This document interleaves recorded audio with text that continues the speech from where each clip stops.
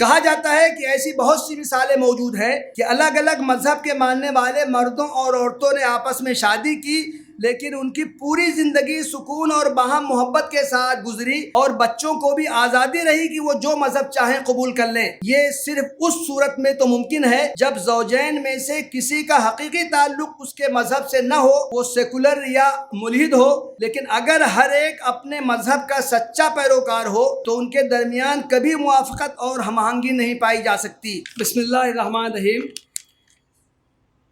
نحمدہ ونصلی علی رسول الکریم۔ محترم بزرگوں، بھائیوں، دوستوں، بہنوں، بیٹیوں، عصری اہمیت کے حامل ایک سماجی موضوع پر ادارے تحقیق و تصنیف اسلامی علی گڑھ میں سیمینار کا انعقاد ذمہ داران ادارہ کے لیے بڑی خوشی و مسرت کا باعث ہے۔ مزید خوشی اس بات کی ہے کہ اس کے افتتاحی اجلاس کی صدارت ملک کی ایک نامور شخصیت، مشہور عالم دین، ممتاز فقیہ، All India Muslim Personal Law Board کے صدر اور اسلامک فقہ اکیڈمی کے جنرل سیکریٹری حضرت مولانا خالد سیف اللہ رحمانی فرما رہے ہیں۔ اس سیمینار کی تحریک، منصوبہ سازی اور دیگر انتظامات اسلامک فقہ اکیڈمی کی جانب سے ہیں۔ ادارے تحقیق نے اس کے انعقاد میں اپنا تعاون پیش کیا ہے۔ ابھی برادر مکرم ڈاکٹر صفدر زبیر ندوی نے اکیڈمی کی سرگرمیوں پر مختصر روشنی ڈالی ہے، جس سے موجودہ دور میں اس کی اہمیت و ضرورت، خدمات اور سرگرمیوں سے آپ حضرات کو کسی قدر واقفیت ہو گئی ہے۔ ادارے تحقیق کا ذمہ دار ہونے کی حیثیت سے مناسب سمجھتا ہوں کہ اس کی علمی و فکری سرگرمیوں کا بھی مختصر تعارف کرا دوں۔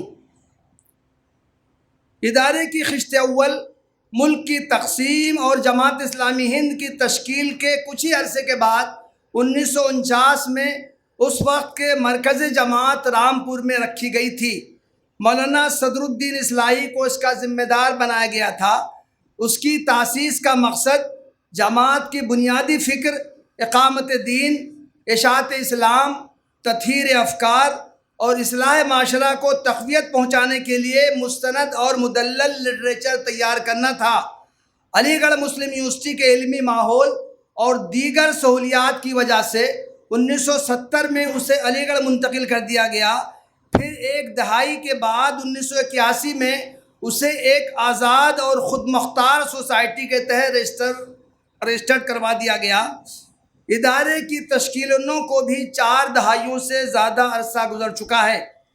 ادارہ کی خدمات کا اصل میدان جدید تقاضوں اور عصری اسلوب میں اعلیٰ علمی و تحقیقی معیار کے مطابق فکری و سماجی موضوعات پر لٹریچر تیار کرنا تھا۔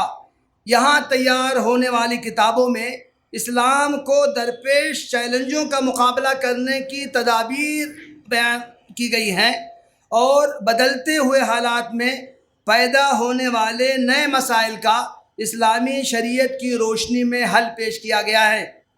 اس سلسلے میں خاص طور پر مولانا سید جلال الدین عمری اور مولانا سلطان احمد اصلاحی کی خدمات نمایاں ہیں۔ مجھے بھی ادارے سے وابستہ رہ کر حسب توفیق کچھ علمی کام کرنے کی سعادت حاصل ہوئی ہے۔ تحقیق و تصنیف کا یہ سلسلہ الحمدللہ جاری ہے۔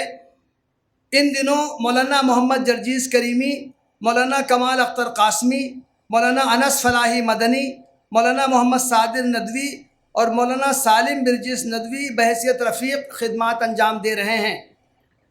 اس کے علاوہ ادارے کی 2 اور سرگرمیاں قابل ذکر ہیں۔ ایک دینی مدارس اور عصری جامعات کے سند یافتہ نوجوانوں کی تصنیفی تربیت۔ اس 2 سالہ کورس کے بہت مفید اور مثبت نتائج سامنے آئے ہیں اور اس کے مستفیدین کی ایک بڑی تعداد ملک و بیرون ملک میں اہم علمی و دینی خدمات انجام دے رہی ہے۔ ہمارے لیے خوشی کی بات یہ ہے کہ اس وقت ڈاکٹر محمد سعود عالم قاسمی صاحب جو اسٹیج پر جلوہ افروز ہیں، وہ بھی ہمارے ادارے تحقیق کے پروڈکٹ ہیں۔ ان دنوں 10 نوجوان اسکالرز اس شعبے میں داخلہ لے کر استفادہ کر رہے ہیں۔ ادارے کی دوسری اہم خدمت سہ ماہی تحقیقات اسلامی کا اجرا ہے۔ 1982 سے اس کا آغاز ہوا تھا۔ اب تک 167 شمارے تسلسل کے ساتھ شائع ہو چکے ہیں۔ اس مجلے کا مقصد عصری مسائل میں اسلامی نقطہ نظر سے تحقیق کر کے نتائج بحث کو جدید علمی معیار کے مطابق دنیا کے سامنے پیش کرنا طے کیا گیا تھا۔ اللہ کا شکر ہے کہ تحقیقات اسلامی کو عالمی سطح پر مقبولیت حاصل ہوئی ہے اور اس کے مقالات کو قدر و اعتبار کی نگاہ سے دیکھا گیا ہے۔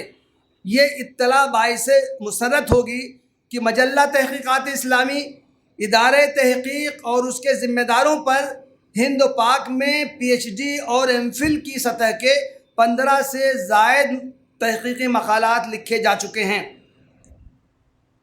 ادارے تحقیق میں ابتدا سے علمی موضوعات پر محاضرات دیے جاتے رہے ہیں، البتہ اس نے گزشتہ کچھ عرصے سے عصری اہمیت کے حامل موضوعات پر سیمیناروں کے انعقاد کا بھی سلسلہ شروع کیا ہے۔ بعض موضوعات سیمیناروں کی یہ ہیں: تہذیب و سیاست کی تعمیر میں اسلام کا کردار، اسلام کو درپیش چیلنجز اور ان کا حل، قرآن اور سائنس، قرب و بعد کے کچھ پہلو۔ ہمیں خوشی ہے کہ آج ایک اہم موضوع پر اسلامک فقہ اکیڈمی کے اشتراک سے ادارے میں یہ سیمینار منعقد ہو رہا ہے۔ محترم بھائیوں و بہنوں، بین مذہبی شادیوں کا یہ موضوع جس پر آج سیمینار منعقد ہو رہا ہے بہت اہم اور حساس نوعیت کا ہے۔ گزشتہ چند برسوں میں مسلم لڑکیوں کے غیر مسلم نوجوانوں سے شادی کے واقعات خاصی تعداد میں پیش آتے رہے ہیں اور میڈیا نے انہیں کوریج دے کر ان کی سنگینی میں اضافہ کر دیا ہے۔ یوں تو ایسے واقعات ماضی میں بھی پیش آتے رہے ہیں، لیکن ان کا وقوع شاذ و نادر ہی ہوتا تھا اور عام مسلم سماج میں انہیں ناپسندیدگی کی نظر سے دیکھا جاتا تھا، اس لیے ان کے تدارک کی طرف توجہ نہیں ہوتی تھی۔ اب جب کہ یہ واقعات زیادہ پیش آنے لگے ہیں، مفکرین، مصلحین، سماجی کارکنوں، دانشوروں اور علماء کی توجہ ان کی طرف منعطف ہوئی ہے اور وہ ان کے تدارک کے لیے فکر مند ہوئے ہیں۔ محترم حاضرین، اس میں کوئی شبہ نہیں کہ بین مذہبی شادیوں کے سلسلے میں اسلام کا موقف بالکل واضح ہے۔ وہ انہیں تسلیم کرتا ہے، نہ انہیں سند جواز عطا کرتا ہے۔ قرآن مجید میں یہ ممانعت صریح الفاظ میں مذکور ہے: وَلَا تَنْكِحُوا الْمُشْرِكَاتِ حَتَّى يُؤْمِنَّ، مشرک عورتوں سے نکاح مت کرو جب تک کہ وہ ایمان نہ لے آئیں۔ وَلَا تُنْكِحُوا الْمُشْرِكِينَ حَتَّى يُؤْمِنُوا، اور مشرک مردوں سے اپنی عورتوں کا نکاح نہ کراؤ جب تک کہ وہ ایمان نہ لے آئیں۔ اس صریح ممانعت کے ساتھ قرآن نے وہ حکمت بھی بیان کر دی ہے جس کی بنا پر اس سے روکا گیا ہے: اولئک یدعون الی النار واللہ یدعو الی الجنۃ والمغفرۃ باذنہ، یہ لوگ جہنم کی طرف بلاتے ہیں اور اللہ اپنے اذن سے جنت اور مغفرت کی طرف دعوت دیتا ہے۔ اسلام توحید کا علمبردار ہے، وہ شرک کو کسی بھی صورت میں گوارا نہیں کرتا۔ اس کے نزدیک توحید اور شرک دونوں کی راہیں جدا جدا ہیں، ان کے درمیان بعد بین المشرقین ہے۔ تو عقیدہ توحید سے دنیا اور آخرت کی کامیابی وابستہ ہے، جبکہ شرک تباہی کا راستہ ہے جو انسان کو جہنم تک لے جاتا ہے۔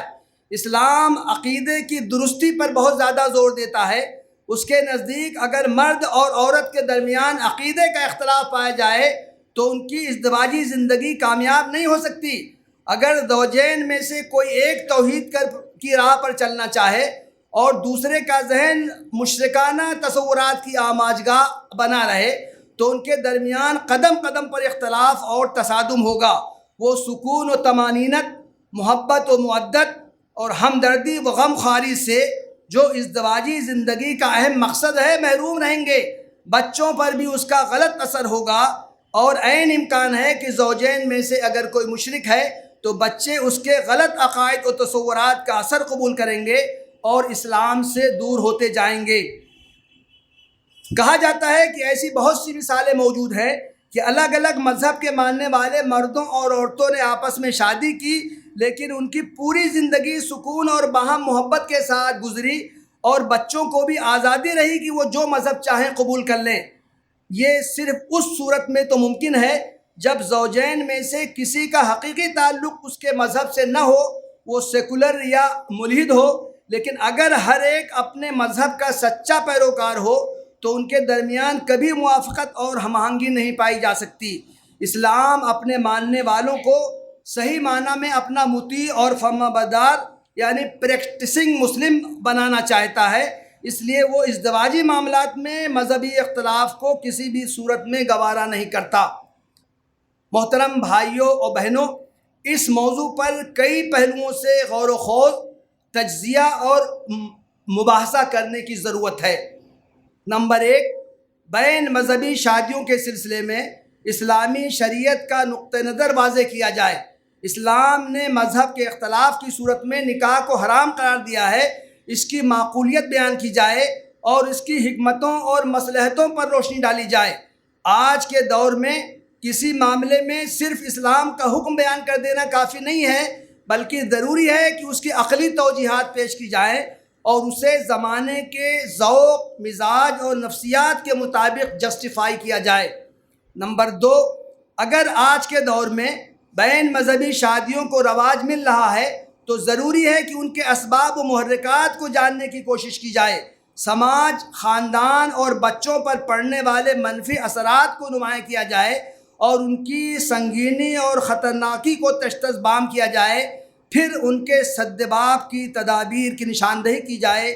اسی صورت میں اس رجحان پر قابو پایا جا سکتا ہے۔ نمبر 3، ان دنوں اسلام مخالف قوتوں نے جہاد کی جو قسمیں گڑھی ہیں اور نام نہاد میڈیا نے انہیں بہت زیادہ ہوا دی ہے، ان میں سے ایک قسم لو جہاد کی ہے۔ کہا جاتا ہے کہ مسلم نوجوان غیر مسلم لڑکیوں کو اپنی محبت کے جال میں پھنسا کر ان سے شادی کر لیتے ہیں۔ ضرورت ہے کہ اس پروپیگنڈے کا رد کیا جائے اور واضح کیا جائے کہ ایسی شادیاں شرعی نقطہ نظر سے جائز نہیں ہیں۔ البتہ اگر کسی مذہب کو ماننے والی کوئی خاتون اپنے مطالعہ، غور و خوض اور آزاد مرضی سے بغیر کسی لالچ اور دباؤ کے اسلام قبول کر لیتی ہے تو اس کے ساتھ ایک مسلمان خاتون جیسا برتاؤ کیا جائے گا۔ اسے مسلم سماج میں جذب کرنے اور اس کے ساتھ کسی مسلم نوجوان کے نکاح کرنے میں کوئی حرج نہیں ہے۔ نمبر 4، آج کل کے ماحول میں اس موضوع پر ایک اور پہلو سے غور کرنے کی ضرورت ہے۔